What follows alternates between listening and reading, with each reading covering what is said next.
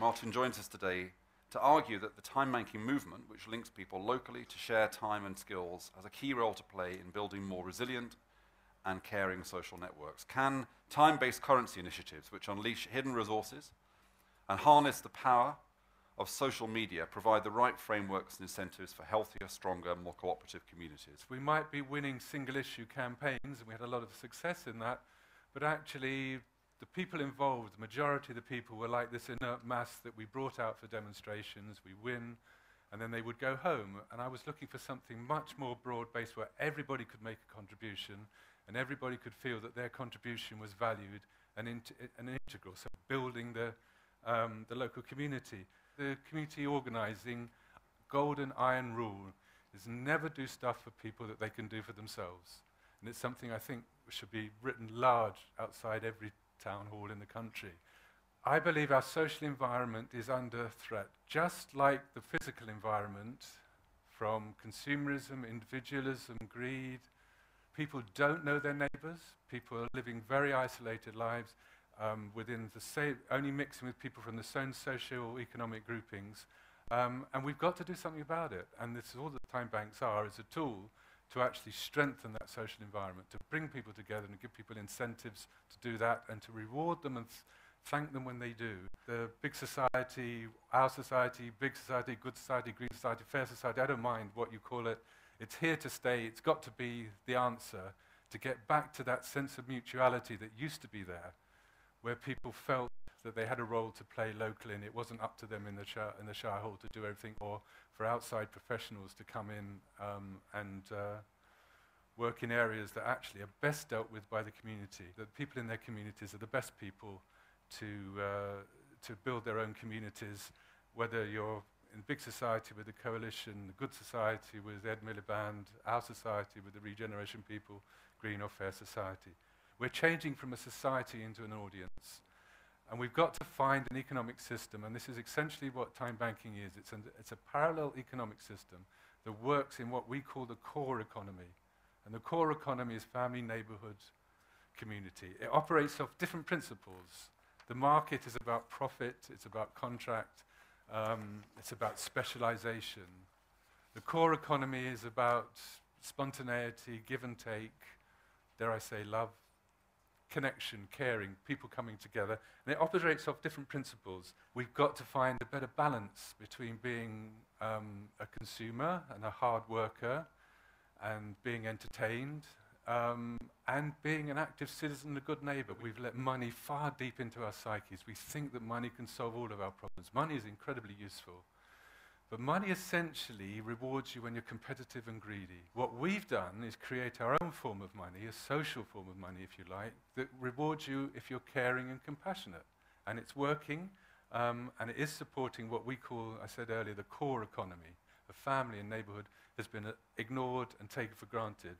What we want to do is strengthen that. Everybody's skills are valued equally while at the time bank. You have a time broker, is the person who connects people. Now, a lot of them are voluntary, a lot of them are paid, and that is really the only expense in the time bank. If you get to the point where you want to grow over sort of 100, 150 people, I think you're going to have paid people.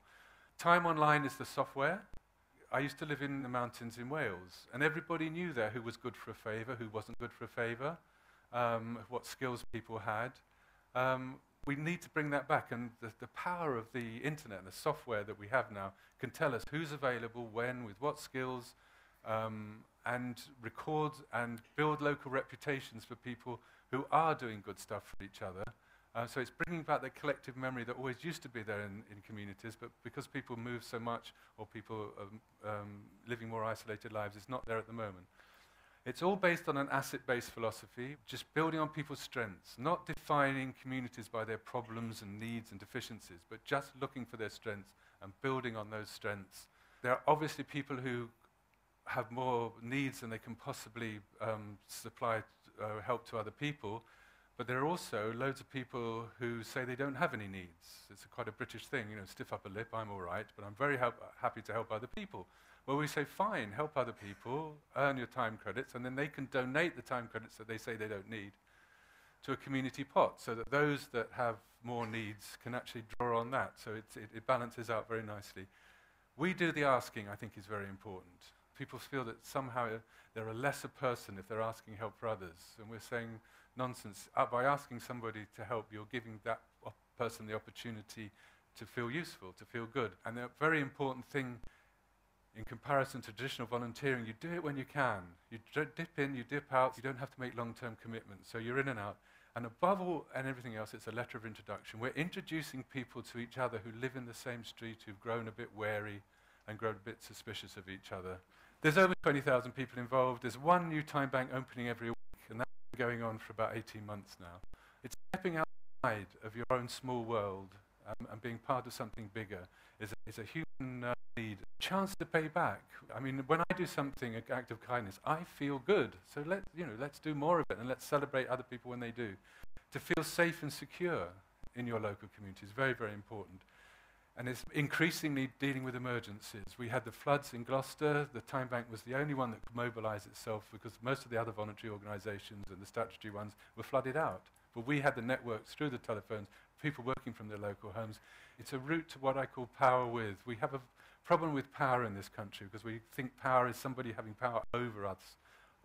Actually, what we need to get back to is the understanding that power is something totally neutral and we can share it with others. But this is going to require quite a paradigm shift from the way we operate at the moment. And the two big messages that come out from the statutory sector, from public services, and from the voluntary sector as well, and I must stress this is unconscious, is we're here to help you, but you've got nothing actually we value and need. And that is a very depowering message. Equally, from communities, people are saying, well, we pay our taxes, you should be doing it. And we've got to break that and realize that we're all in this together. The big key thing here is trust. And it's the bottom line to all this. People have got to trust each other.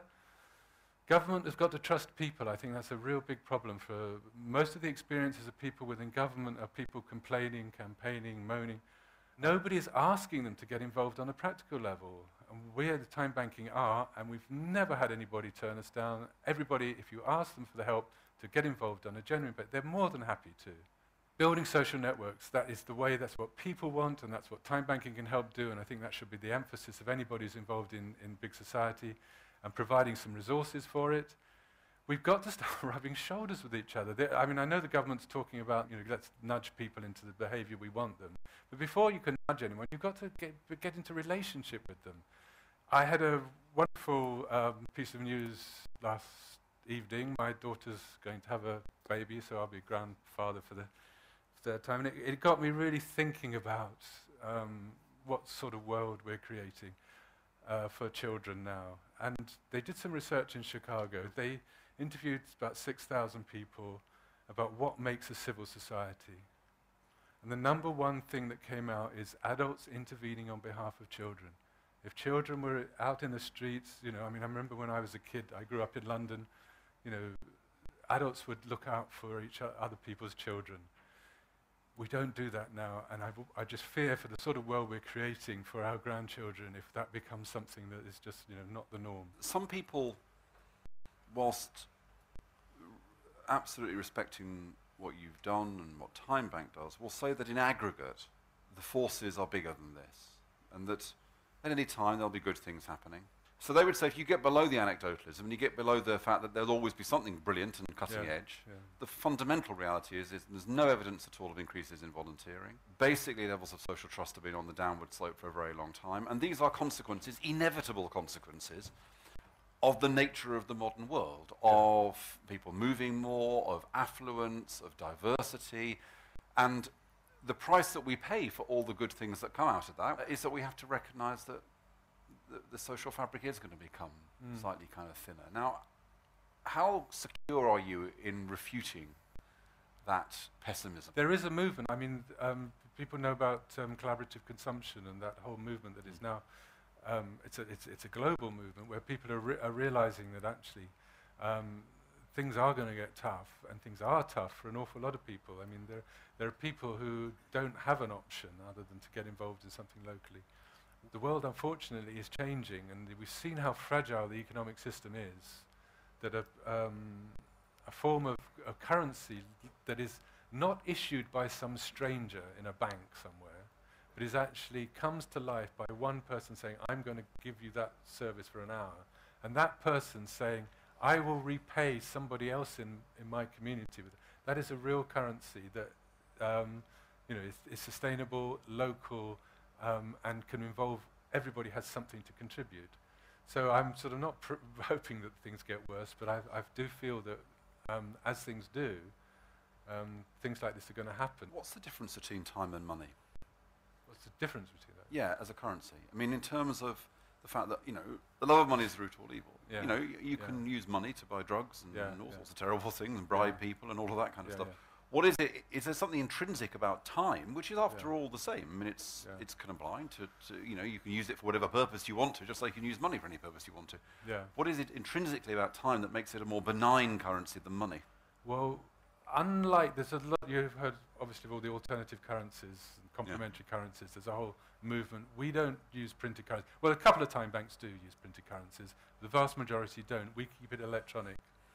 Because once you have something that people can trade and barter with, and I'm afraid people are very ingenious, and they're going to use all sorts of ways of and I've seen it in a couple of time banks who have a printed currency. What happens is people find ways of exchanging it with each other for things that we wouldn't want them to do. So everything's electronic, everything's online, so the services that people are providing for each other are just the time, the hour. Everybody's hour is valued equally, and it rewards people when they're cooperative and caring and compassionate rather than when they're competitive and greedy. So it's an information system, just like money.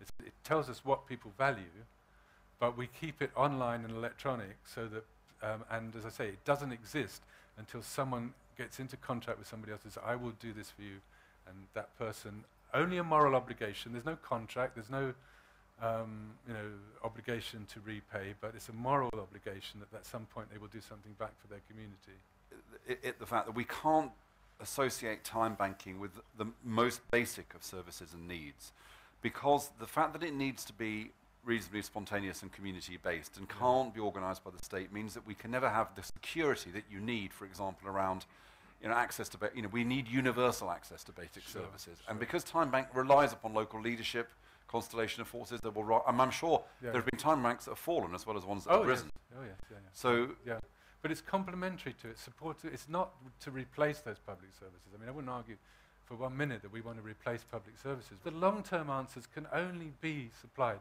by people who live locally, and people have all sorts of skills that are invaluable, but they're not. Because they're in plentiful supply, don't have a high value in the marketplace. So they're undervalued. But all we're doing is providing a mechanism for people to feel, yes, they have something to contribute, and a way of thanking them for when they do.